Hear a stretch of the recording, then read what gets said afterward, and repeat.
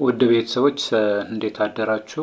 ከዚህ ቀደም አንድ ቪዲዮ ለቅቄ ነበረ ከሸኮ ብሔረሰብ የዞን መዋቅር ጥያቄ ጋር ተያይዞ የነበረ ጉዳይ አንስቼ ነበር። በዛ ቪዲዮ ላይ አብዛኞቻችሁ ኮንስትራክቲቭ እና ጥያቄውንም ችግር የለበት ግን መመለስ የነበረበት መሆኑን አስተያየት ተሰጥታችሁኛል። ለዛ አመሰግናለሁ። ግን በተቃራኒው ደግሞ የተወሰኑ የብዥታም ሆኖ አንዳንድ ከግል ፍላጎት ጋር የተያዘ የሚመስል አስተያየት ወይ ደግሞ የተነሳው ሀሳብ ከግል ፍላጎት የመነጨ አይነት አስተሳሰብ ያነሳችኋላችሁ።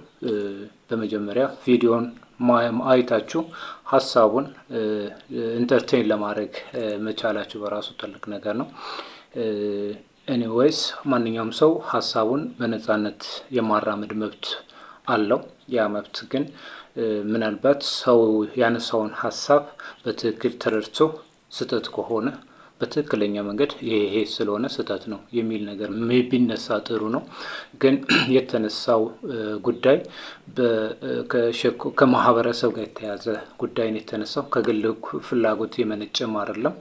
ሰው ለዛ የተነሳው ሀሳብ በጭፍን ጥላቻ ወይ ከሌሎች አብሮ ነዋሪ ማህበረሰቦች ወይ ደግሞ ብሔረሰቦች